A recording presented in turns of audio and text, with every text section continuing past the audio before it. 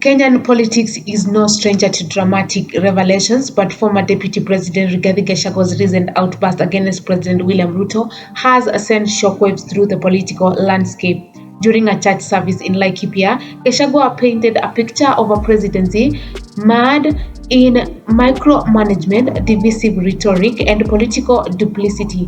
While his claims may seem like the embittered cries of a man ousted from power, they also highlight critical issues that demand deeper scrutiny.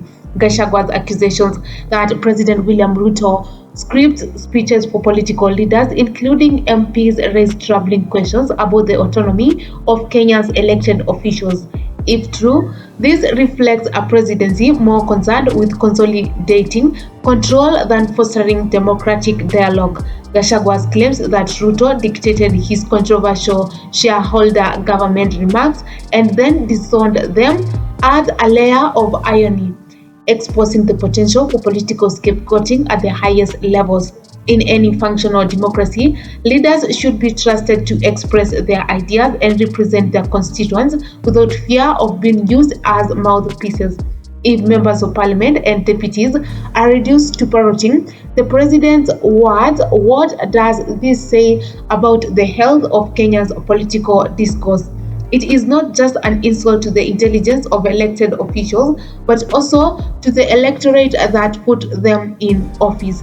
Gachagua's infamous shareholder remarks have haunted him since they were first uttered, framing him as a divisive figure in Kenyan politics.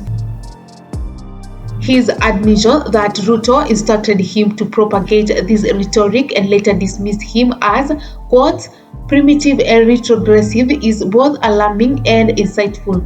It reveals a calculated strategy to play divisive politics while maintaining plausible deniability.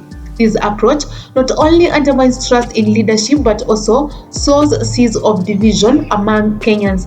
While Gachagua's remarks were undoubtedly inflammatory, they also reflect an uncomfortable reality, and that is Kenya's political system often rewards patronage over merit by framing governance as a reward system for supporters.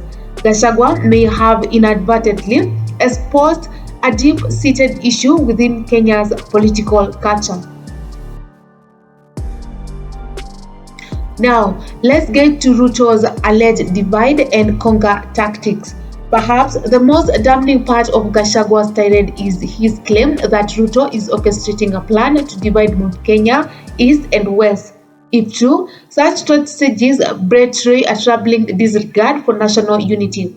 Political survival through division is a dangerous game, particularly in a country with a history of ethnic tensions. Gachagua's declaration that he will oppose these schemes in the name of Jesus may come off as dramatic, but it underscores the seriousness of the accusations. Kenya's leaders must remember that their actions have real consequences for the social fabric of the nation. Fomenting divisions for short-term political gain risks long-term damage that could take generations to repair. Gachagua's public criticism of Ruto might be dismissed as sour grapes from a leader who was impeached. However, it also highlights a deeper issue within Kenyan politics: the lack of accountability and transparency, the culture of secrecy, backroom deals, and loyalty over integrity continues to undermine governance. Instead of fostering an environment where leaders can debate and disagree openly, the system seems designed to suppress dissent and reward blind allegiance. Gachagua's experience, as he tells it, is a cautionary tale for other politicians who may find themselves similarly used and discarded. Well, let's get to the final thoughts about leadership crisis or political theater. Is Gachagua a victim of Ruto's alleged authoritarianism, or is he simply trying to rehabilitate his tarnished image by playing the victim card? Perhaps it is a bit of both. Regardless, his revelations should not be ignored. They are a stark reminder that Kenya's democracy is still a work in progress and its leaders must be held accountable to the people they serve. For President Ruto, these accusations should serve as a wake-up call. His administration must address concerns about micromanagement and divisive rhetoric if it hopes to foster unity and trust. For Gachagua, this could be an opportunity to champion genuine reforms if his motives are sincere.